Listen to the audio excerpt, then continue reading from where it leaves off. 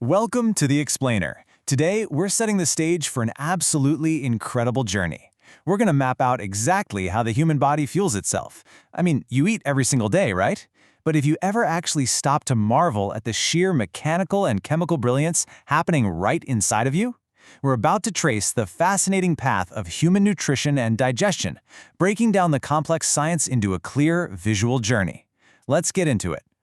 Think about it like this. Your digestive tract isn't just some passive tube. It's actually a highly efficient, multi-stage disassembly factory. Every single bite you take, whether it's an apple, a sandwich, maybe a piece of chocolate, it undergoes this perfectly choreographed process to extract precisely what your body needs to survive, thrive, and grow. And today, we're taking a VIP tour of that exact factory. Okay, let's dive into this. Here's the roadmap for today. 1. The cargo, meaning nutrition and diet. 2. Break it down, looking at digestion types. 3. The upper factory, from the mouth to the stomach. 4. Our sorting center, the small intestine. And finally, 5. The exit, the large intestine. So, kicking things off with Section 1, the cargo, focusing on nutrition and diet. Now, before our biological factory can actually do its job of breaking things down, we have to establish exactly what materials are entering the loading dock. A perfectly running factory needs the right raw materials, right? Which is exactly why we talk about a balanced diet. This really just means consuming different foods in the right quantities and proportions to meet all of your body's nutrient needs. We aren't just eating for energy, we're bringing in 7 essential components: carbohydrates, proteins, fats, fiber, water, vitamins, and minerals. If we don't bring in the right cargo, the whole machinery can easily slip into ill health. Now, what's super interesting here is the energy breakdown. We hear a lot about carbohydrates for energy, sure, but fats actually supply a massive 70% of our resting energy requirements. It's literally the body's preferred energy source.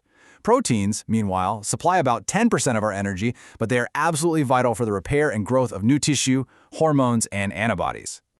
We can kind of categorize all this cargo into 2 main groups: macronutrients and micronutrients. The prefix macro obviously means large. Carbs, proteins, fats, these are your heavy lifters. Your body demands them in massive quantities to keep the engines running.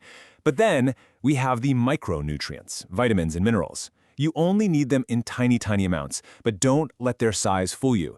They are incredibly vital for maintaining the complex chemical reactions inside your body.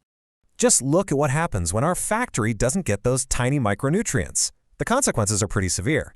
A lack of vitamin C, which binds cells together, leads to scurvy, causing bleeding gums and failing joints. Without vitamin D to help absorb calcium, kids can develop rickets, where their bones literally become soft and bend. Missing calcium? That leads to fragile bones, known as osteoporosis, later in life. And if you skip iron, your blood can't produce hemoglobin to carry oxygen, leaving you totally exhausted with anemia. Basically, the cargo you load absolutely dictates the health of the whole system. Moving on to Section 2, break it down, looking at the 2 types of digestion. So, now that we know what's going in, how do we actually process it?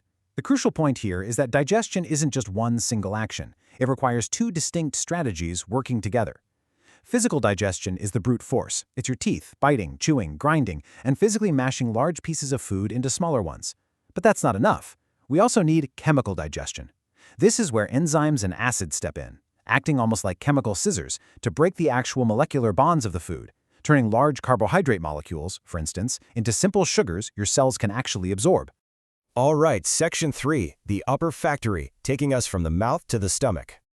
Let's step right into the actual anatomy of the human alimentary canal. It's essentially one continuous, remarkable tube running from your mouth all the way to the very end. Just check out this timeline. At 0 seconds, food enters the mouth. 10 seconds later, it's sliding down the esophagus. It spends a couple of hours churning in the stomach, roughly 6 hours navigating the massive small intestine, and up to 24 hours in the large intestine. It is a true start-to-finish, multi-day journey. So as our food hits that 0-second mark, let me ask you a question. What type of digestion takes place right there in the oral cavity? Are we using physical digestion or chemical? Well, the awesome answer is both. Your teeth, incisors cutting, molars grinding handle the physical breakdown. But at the exact same time, your salivary glands release an enzyme called salivary amylase, which immediately starts chemically breaking down starches into simpler sugars, right from bite 1.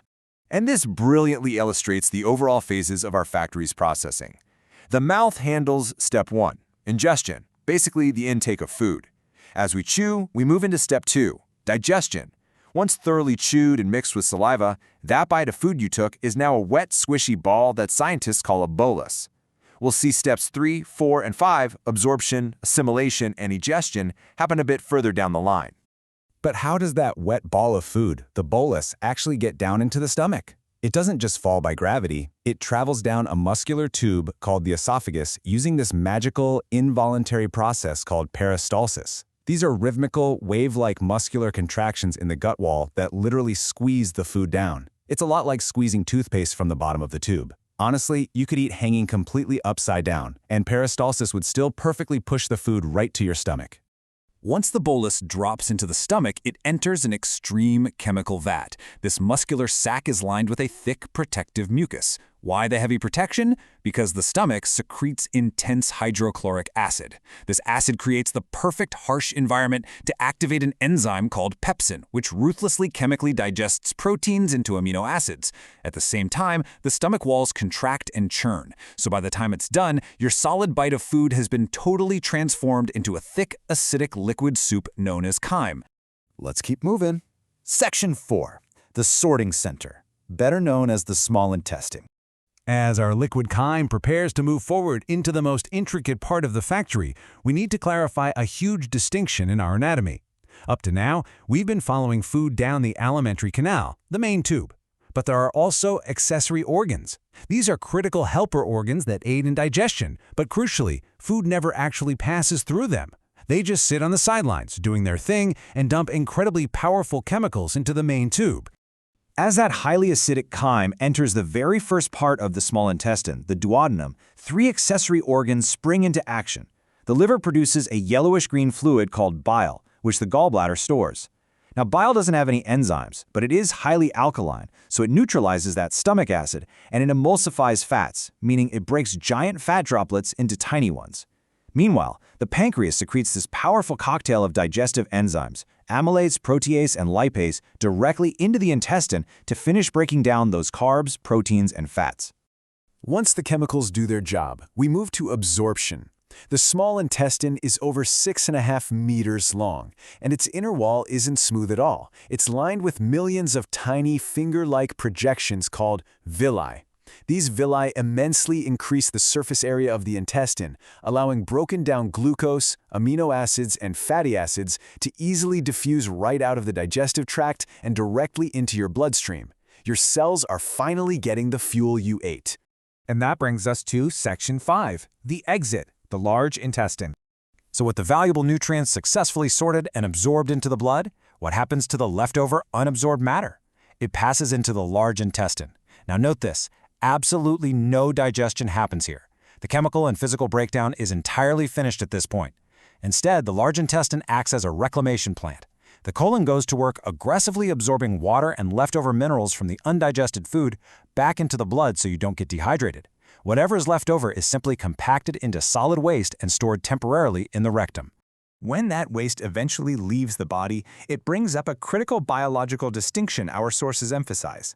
We must not confuse egestion with excretion. What happens at the end of the digestive tract is egestion, the removal of undigested food or feces that never truly entered your body's cells. It just passed right through the tube.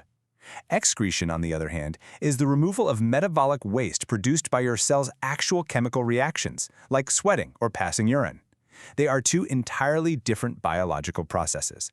So from the physical grinding of your teeth to the acidic vats of your stomach, the neutralizing bile from your liver, and the massive absorbing surface area of your villi, the journey of a single bite is nothing short of miraculous. Next time you sit down for a meal and take a bite of food, I want you to consider what kind of cargo are you loading, and how efficiently is your personal chemical factory running today? Keep feeding it well and keep learning.